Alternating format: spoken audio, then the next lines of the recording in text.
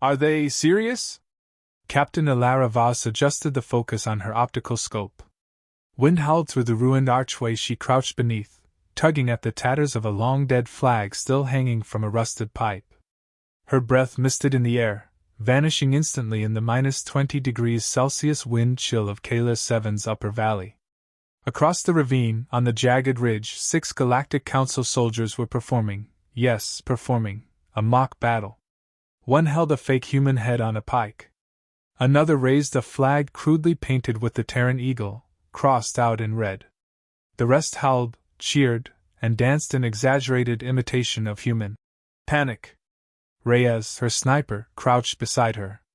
He let out a breath through clenched teeth. They made a snowman. Gave it a Terran helmet. Just kicked its head off. Alara didn't blink. Mark the tall one in the middle. He's the squad lead. Reyes's scope realigned with a soft click. Confirmed. That's a 600-meter shot. Wind drift's nasty, but I can thread it. Not yet. Beneath her helmet, Alara's jaw clenched. Mockery wasn't new. The Council had been doing it for decades. Propaganda was their sharpest weapon. But this wasn't just for morale. It was bait. They wanted any human survivors watching to break silence. Too bad for them, she was watching. And she was the last person they wanted observing quietly. Her earpiece buzzed once, encrypted channel. Lynn's voice, flat and focused. Intercepted local council chatter. High Marshal Threx Varnak issued a perimeter test order. Codename Purity Sweep. 2 days from now. Target, this valley. Alara turned to Reyes. They're planning to cleanse us. He didn't respond. He didn't need to. 3 months earlier, they were declared dead. Ghost Division. 40 elite Terran recon soldiers stationed on Kayla 7, assigned to track border movements and keep peace following the ceasefire accord. The Council violated it within weeks. Drones. Orbital strikes. Biochemical fog. Precise. Efficient. Cold. They had orders to sanitize human positions. Most of Alara's unit never saw the second sun rise. She did, because she didn't sleep. And because her father, a Terran diplomat, had once told her, the Council fears ghosts more than guns. Now she was one. Out of 40, 7 survived. She buried the rest beneath frost-split stone. Then she turned the ruin-strewn city beneath the valley into a tomb, and a trap. Present. The wind shifted. Reyes exhaled slowly. Permission to pop their morale like a balloon? Alara paused. She watched one of the aliens step forward, mimicking a surrendering human, hands raised, speaking in mangled Terran common. Please! Don't hurt us. We only have rocks. Laughter echoed across the ravine. Even from here, Alara could see them nudging one another, the arrogance in every motion. No, she said finally. We do this my way. She stood and signaled with her fingers. One curl, 2 cuts across the air. A plan was forming, tight, surgical, layered. Reyes didn't argue. He knew what that signal meant. Lynn's voice crackled back in. Ready for false flag ops. Sending distress beacon Echo 77 in 5. Target, Council Base Outpost. Do it. Tell them Terrans are dying in a cave near the West Ridge. Make it dramatic. Malik chimed in next, her explosives expert. Just found an abandoned Council resupply crate. Loaded with sonic charges. Wanted to sing? Sing softly. Make it look like their own gear misfired. Psychological damage first. Her voice never rose. She didn't shout orders. She whispered them, like prayers that ended with explosions. They retreated beneath the valley's jagged bones, twisted metal frames of former cities. No homes remained. Just silence and smoke-stained snow. They passed under the shattered frame of an old Terran shuttle, half buried in frost. Reyes touched it once as they moved by, habit maybe. Think they'll ever rebuild this place? He asked. Alara didn't look back. If we fail, no one will know it existed. He nodded. Then let's give them something to remember. Night came fast on Kayla 7. Double moons rose behind haze. The council patrols thinned as they always did. Aliens hated the dark here. They claimed it whispered. Elara liked that. She gathered the team in the shadows of a collapsed observatory. Reyes, Lynn, Malik, and 3 others. Gaunt faces, scarred hands, but eyes still burning. She pointed to a projected 3D map on her wrist pad. They're mocking us. They think we're shadows, echoes, ghosts. Let's make them believe it. Lynn nodded. We can hack their local comms. Loop in distorted Terran voices. Play it on a delay. Whisper their names. Reyes grinned. I can fire 2 rounds through their mess tent window without them hearing the impact. Let them find the bodies after dinner. Malik smiled faintly. I'll use their own grenades. No Terran signature. Looks like infighting. Command will panic. Elara finished the plan. Quick, precise strikes over 48 hours. No patterns. No evidence. Before sunrise, Reyes was back on the ridge. Silent, prone, invisible in snow gilly. His scope locked on the squad leader again, now resting beside a fire, helmet tilted back. He whispered, Target acquired. Elara's voice came in cold and clear. 1 bullet. 3 helmets. Reyes grinned. That's poetry. He inhaled. Wind still. No sway. The trigger flexed crack. Through Reyes's lens, the bullet punched through the lead's helmet, ricocheted into the second's visor, and finally split the third's oxygen mask. 3 heads slumped before anyone registered the sound. No alarms. No screams. Just silence, and shattered glass on snow. Far away, in the Council Command Center on the planet's southern pole, Varnak scowled at a red flicker on the display. 3 dead. All helmets cracked. No comm logs. No incoming fire detected. He leaned in. What was their last recorded message? The technician hesitated. Then played a distorted, low whisper over the comms. We see you. Varnak stared at the glowing screen. And for the first time in a century, the Council's High Marshal felt something unfamiliar. A pulse of unease. The next night, they started whispering. Not just the Ghost Division, but the aliens. Council patrol logs picked up reports of auditory anomalies across 3 sectors. One squad claimed to hear Terran lullabies humming through their encrypted earpieces. Another swore a female voice recited coordinates they hadn't transmitted, their own patrol routes, fed back to them like a mocking ghost. High Marshal Varnak reviewed the incident reports with growing contempt. Sabotage. Internal error. Human tech isn't this clever. But the whispers didn't stop. They intensified. Elara, they've increased drone patrols, Lynn murmured, fingers dancing over her makeshift terminal in their underground hideout. I'm tracking 6 in Sector Delta, 3 with thermal. They're scanning in spirals, trying to sniff us out. Elara leaned over the holographic map, eyes calm, calculating. Let them look. They won't like what they find. Malik emerged from the shadows, hoisting a small crate. Stole some of their equipment, pulse charges, time-fused. Council regs say only captains carry these. Want to make it look like an inside job? Elara nodded once. Do it. Minimal signature. When they comb the ruins, they should think someone among them is leaking positions. Reyes chuckled from across the room. You know, they're already arguing. Heard one of them accuse their own tech officer of treason. He punched him so hard he shattered his own gauntlet. That's the point, Elara said. Let them doubt each other. Fear does half our work. That night, Ghost Division's campaign escalated. They hijacked the local grid and rerouted power to an abandoned weather station near the council camp. Lynn looped ancient Terran broadcasts through the comm towers, clips of Earth children laughing, footsteps in snow, the whimpering tone of someone saying, I'm still here. No voice was repeated. No sound lasted longer than 8 seconds. Just enough to be noticed.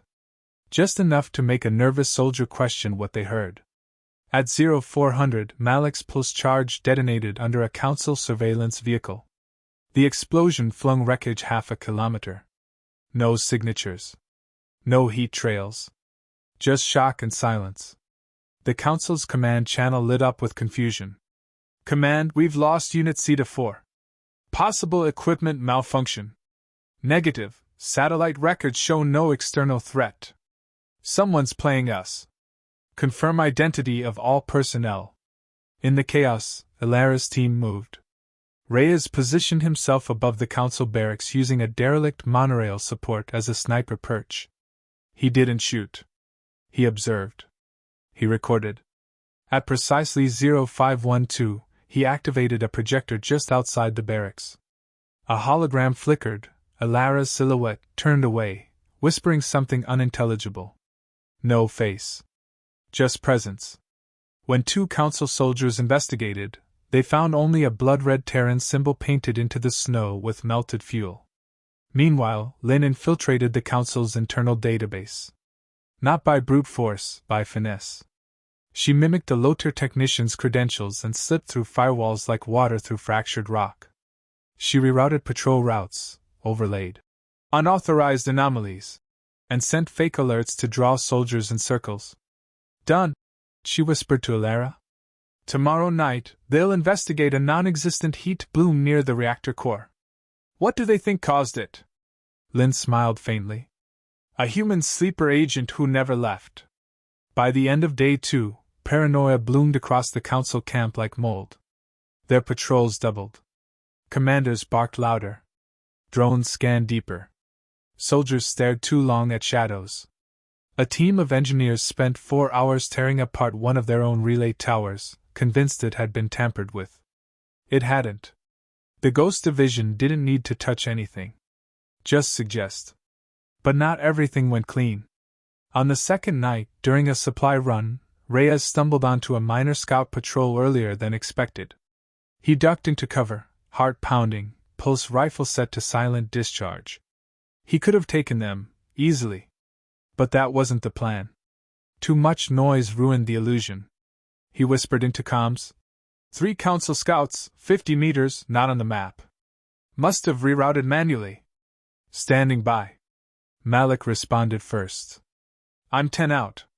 I can loop around, pull a distraction. Ilara cut in. Negative. Hold position. Let me think.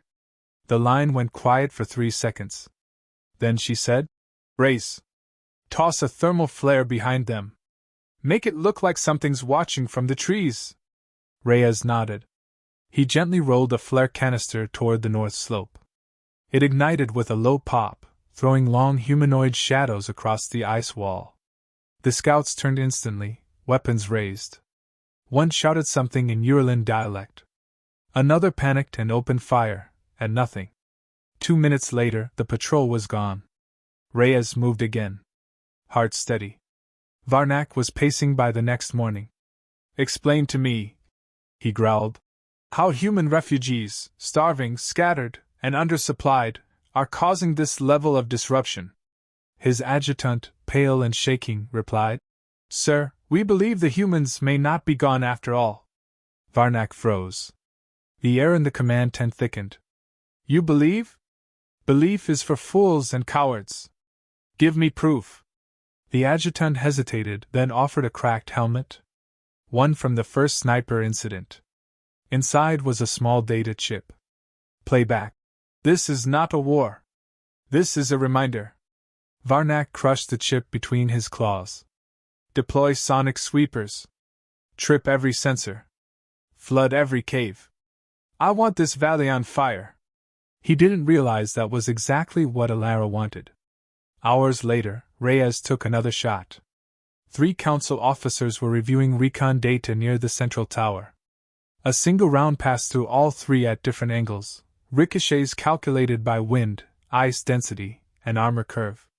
Each collapsed without knowing what hit them. When soldiers found the bodies, their helmets had one thing in common. Hairline cracks, like glass. Inside a sealed bunker beneath the valley's southern face, Ilara watched the chaos unfold on council surveillance feeds. She turned to her team. From today, she said, they won't laugh again. Council Command Base, South Pole, Kaler 7. Day 3. The air inside the command chamber had turned stale, too quiet for a military nerve center. Screens flickered with false alerts. Half the consoles now displayed only static. The other half pulsed with error messages, patrol losses, and conflicting logs that made no strategic sense. High Marshal Varnak stood at the heart of it, silent, breathing through clenched jaws.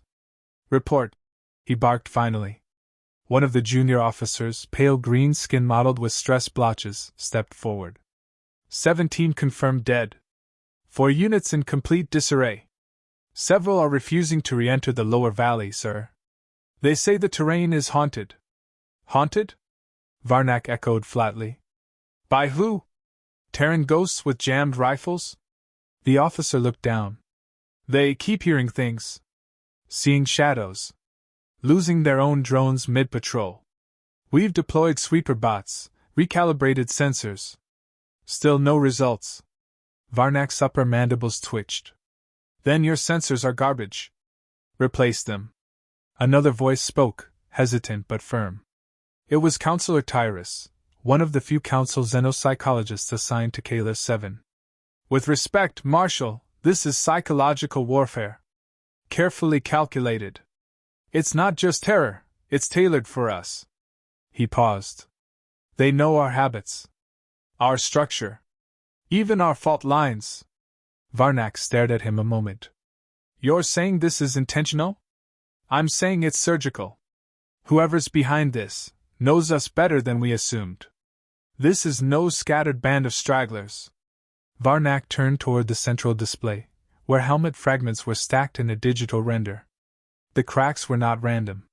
They followed impact patterns, angled, precise, deliberate. This wasn't luck. This was craft. In the ruins beneath the ridge, Elara watched the Council's response unravel from a silent corner of her command bunker. "They're twitching," Lynn said softly, watching the intercepted feeds. "Command just recalled 2 outer patrols for reassignment, a polite way of saying they cracked." Elara didn't smile. "Good. They'll send fresh ones. Fresh ones make mistakes." Reyes sipped from a thermal flask, leaning on the edge of a shattered terminal. "They've stopped laughing now. That means they're starting to see. To fear," Malik added, checking the timing on his next rigged decoy mine. "Fear breaks faster than bone." Elara's eyes never left the feed. "Fear only works if we keep the pressure precise. Too much noise, they get brave. Too little, they forget." That afternoon, Reyes was out again. He crept along a collapsed bridge near the Council's eastern resupply depot. Using a mirrored shield and the cover of sleet, he placed a stolen beacon transmitter in a fallen drone chassis, Council tech, repurposed. When the beacon activated, it sent a fake SOS from Unit 17, a unit the Council had disbanded months ago. Within 15 minutes, the base scrambled 2 hover scouts to investigate. They found nothing but the rusted skeleton of a drone, its internal screen displaying a single message: "We see how you die." Later that evening, Lynn intercepted a Council log transmission from Varnak's private channel. "Order priority escalation. Full sensor sweep. Deploy thermal fog flush in all lower regions. Set perimeter mines to active mode. Authorize cleansing fire if resistance persists." She looked up from the console. "He's panicking." Elara didn't reply. She was staring at the weather readouts. Storm building across the northern range. High winds, sub-zero surge, perfect visibility disruption. "Tell Reyes to prep for diversion," she said. "Malik, ready the chain blast along Sector 3. Malik raised a brow. "Are we finally giving them what they want?" "No," Elara said quietly. "We're giving them what they fear." That night the ridge burned. Malik's charges detonated in a chain sequence, each no louder than a heartbeat, but bright enough to mimic artillery fire. Old wreckage was blasted into the air, creating chaos without casualties. It looked, from every drone feed, like an ambush, one staged from nowhere. Council troops scrambled. Orders conflicted. Some fell back. Others advanced into the blizzard, shouting over each other on open comms. Reyes provided cover from the cliffs, firing just enough rounds to draw blood and panic. Not to kill, just to remind. Inside the chaos, Lin launched the final piece of the night's assault, a false broadcast. The message was short. Spoken in calm Terran common. Ilara's voice. You poisoned this planet. Now it rejects you. It was transmitted simultaneously through 6 hijacked relays, bouncing off weather towers and echoing through council helmets like a memory. Every soldier heard it. Some screamed. Others stood still, unsure if it was real. One commander removed his helmet, dropped it, and walked into the storm alone. He was never found. Meanwhile, at the command base, Varnak lost all composure. His claws punched into the armrest of his command chair. This ends tonight. His voice trembled with fury. Tyrus approached cautiously. Marshal, escalating may. No more advice. Varnak snapped. No more talk of psychology or ghosts. He turned to his adjutant. Deploy anti-personnel mines across the southern basin. Double aerial patrols. If we see heat, we strike. I want this ridge scoured clean. And the prisoners? The adjutant asked. Varnak's eyes narrowed. No prisoners. Down in the ruins, Reyes returned from his post, frost layered on his eyebrows. Camp's in full lockdown. Lights on everywhere. They're looking in all directions, except the right one. Malik handed him a ration bar. Ilara's plan worked. Reyes Saturday. For now. But they'll throw fire next. They're done guessing. Ilara stood by a metal frame once used as a window. Through it, the glowing chaos of the ridge blinked like a battlefield seen in dreams. We're almost done, she said. Lin frowned. Done? Ilara turned. They've lost control. Now we take the symbol. Varnak, back in his quarters, watched a shaky drone replay of the mock drill from 2 days ago. The one where his soldiers laughed, kicked over Terran snowmen, and played pretend victory. He stared at the footage. Paused it.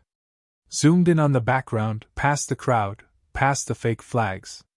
And there, just beyond the ridge, half buried in shadow, was a reflection. A faint glint. A scope. A real one. His blood chilled. They'd been watching since before it started. Snow fell like dust from a shattered world. Kayla 7 storm season had reached its peak, icy winds screaming down the valley, blotting out drone signals and distorting comms.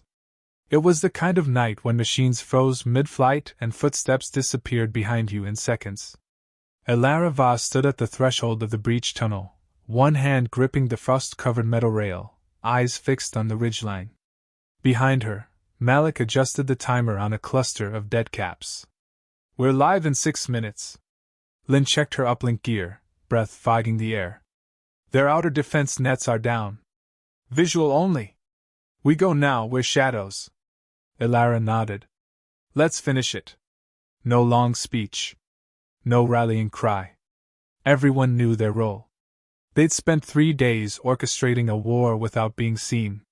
Tonight they'd step into the light, just long enough to leave a mark no one could ignore. The Ghost Division split into 2 teams. Malik and Lin moved southeast, past the now abandoned drone port. Their goal: black out the base, trigger false alarms, and reroute security towards Sector 5. Reyes and Ilara headed west, up the slope beneath the command tower.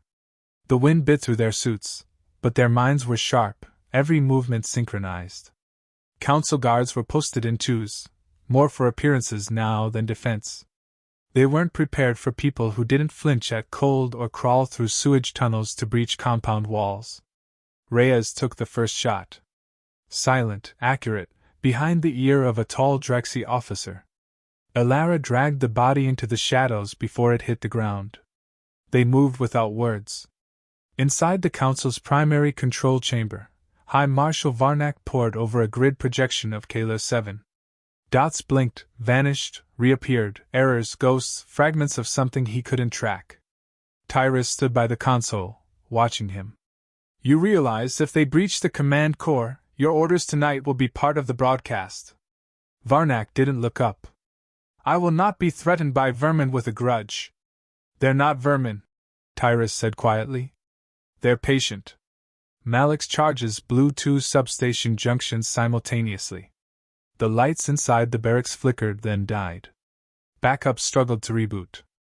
Alarm klaxons triggered false breaches at the east wall. Soldiers scrambled in the wrong direction.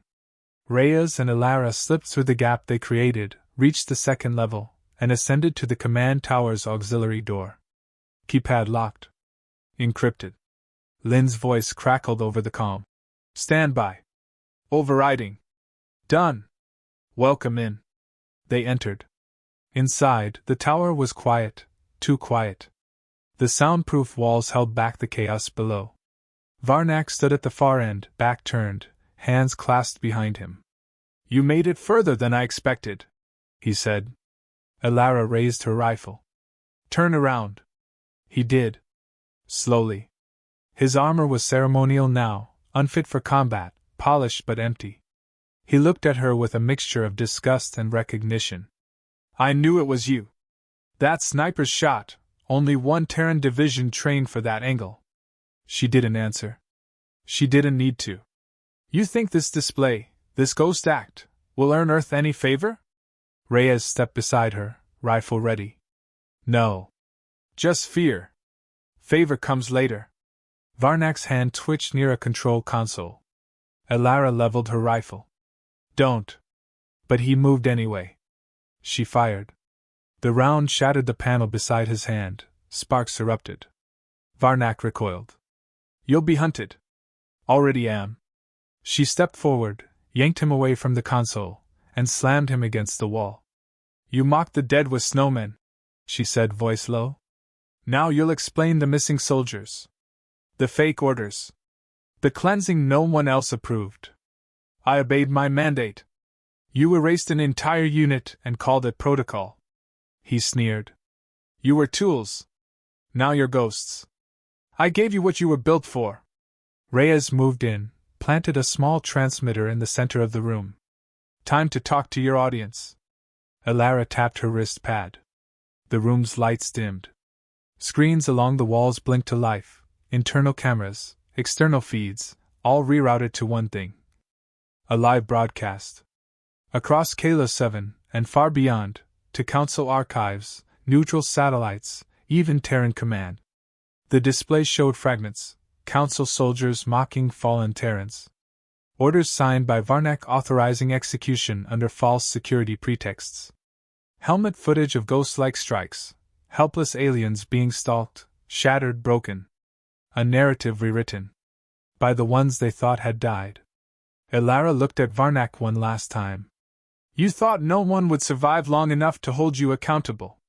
She struck him across the face with the butt of her rifle. He slumped, unconscious. Outside, the storm intensified. Malik signaled.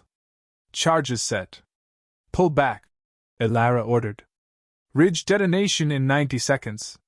They regrouped at the tunnel, Reyes carrying Varnak's unconscious body, Lynn guarding their rear.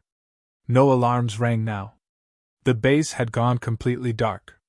As they exited, Lynn activated the final trigger. From the ridge, controlled explosions cascaded in sequence.